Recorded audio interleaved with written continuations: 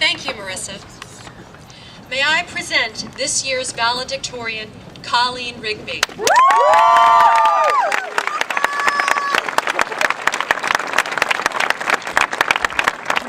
Colleen is easily described as a young woman of action. She is driven, curious, and hardworking. She is president of the Spanish Honor Society and a member of the National Honor Society and Model UN. Colleen served as captain of the varsity soccer team and was named to the all-division soccer team for the shore conference and second team all-shore. Colleen has been selected as one of 24 esteemed Jefferson Scholars for the University of Virginia's class of 2013.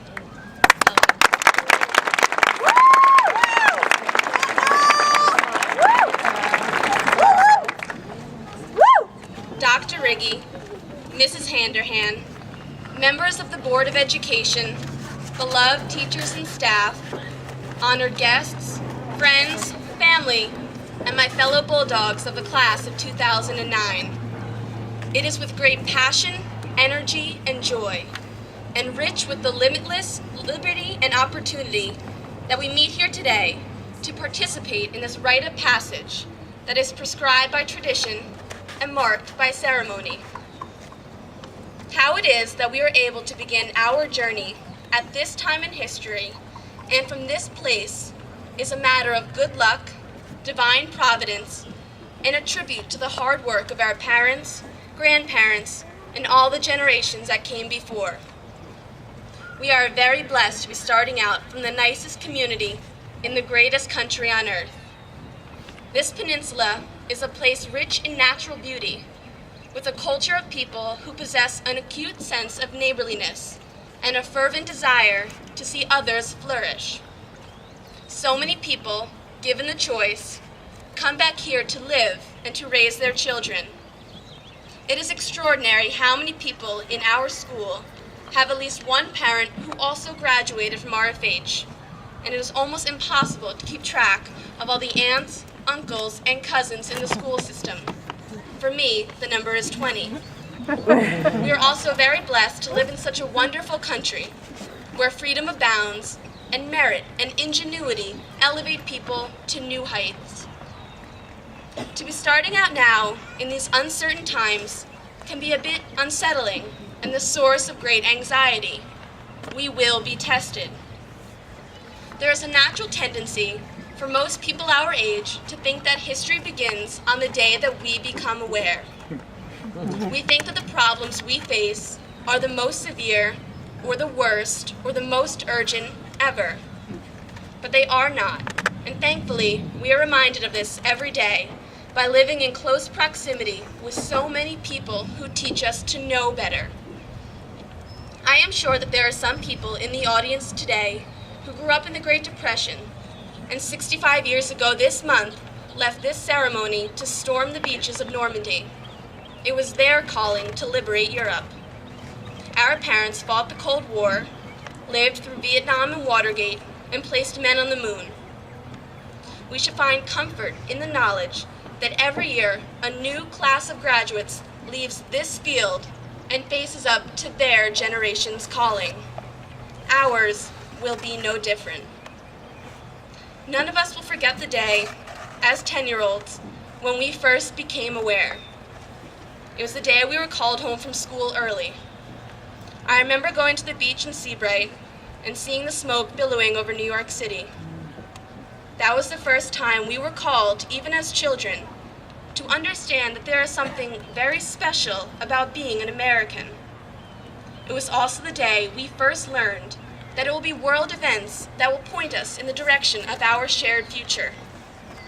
And in the years since, we have also come to know that the things that bind us together are strong, and that we are unafraid. While some things may be beyond our control, the future is not set in stone, and nothing is inevitable. It will be whatever we choose to make of it.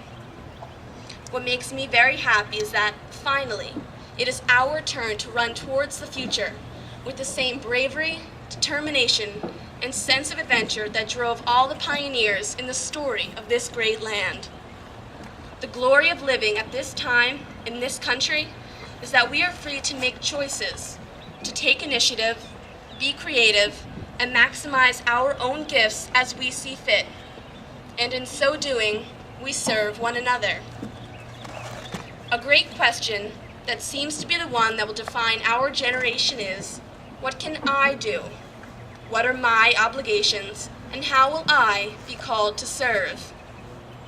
Each of us will find our own answer, but I really believe that it will emerge from the amazing richness of individual talents that make up this student body, and from our commitment to the timeless principles upon which our country was founded.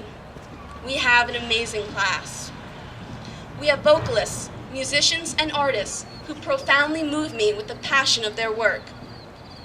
Some of my classmates have the ability to change hearts and minds simply with the stroke of their pen. In math and physics classes, I have witnessed the type of great logic and insight coming from my peers that will one day redefine the way we view our world. There are activists with a strong desire to serve the community, bringing boundless time and energy to raising money and awareness to enact meaningful change. In social studies, I have participated in many heated exchanges of ideas involving engaged and informed antagonists. We argue passionately, yet at the end of the day, remain friends. This little school has such a culture of hard work and determination that our athletes run faster and jump higher than bigger athletes from much bigger schools, and our teams never quit. At this time in our lives, we don't necessarily have to know our mission in life or what the nature of our calling will be. We don't need to know the path we will take or what the end result might be.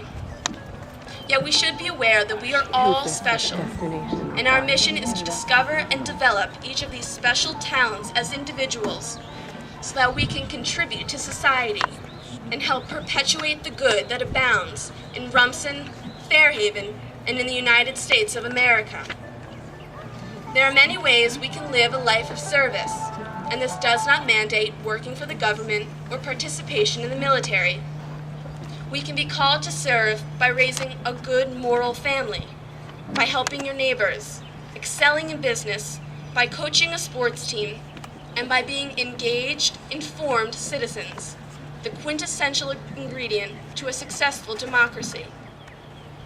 Above all else, the fulfillment of our obligation to this community and to this country is to ensure that the world we leave behind is better than the one we inherited, that our legacy is one of progress and prosperity and justice, and that all the blessings of liberty and opportunity that we have been given are passed on to our children.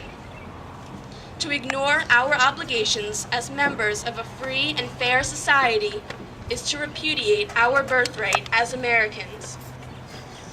What gives me such great confidence that we, the class of 2009, can fulfill the callings of our time? It is a sense of camaraderie we displayed the past 4 years.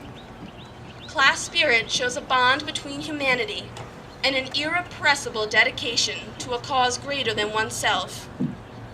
When we first came here, at every pep rally, we lost the spirit flag to the upperclassmen.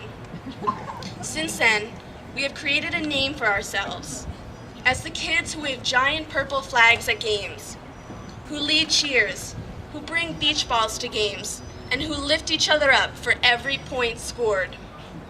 The enthusiasm and energy in this graduating class is astounding, and I hope it to be the defining characteristic of our generation. As so many of the alumni and guests here today can attest, time speeds along. Soon enough, it will be our turn to sit in the stands and watch our kids repeat this ceremony. One memory that stands out for me is the day we, as a junior class, painted the doghouse. It was fun and it was really messy. It was the kind of happy moment that you wish you could hold on to forever. But when I look over there now, my name and the names of the class of 2009 are already gone, painted over by another class from another year. While that may seem sad, it should also give us great joy to know that our names were not chipped off and will never be removed. They were just painted over and have now become one thin layer, like rings in a tree, which will forever mark our place in time. And they will be there for every football game and every graduation.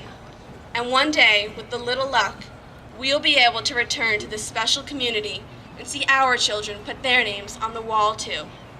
Thank you.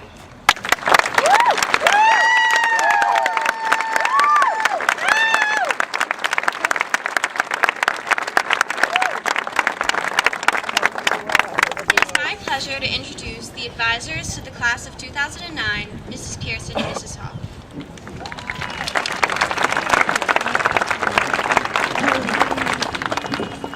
Okay, you owe me big. I have a major muscle If there cramp. ever were a time to dare to make a difference,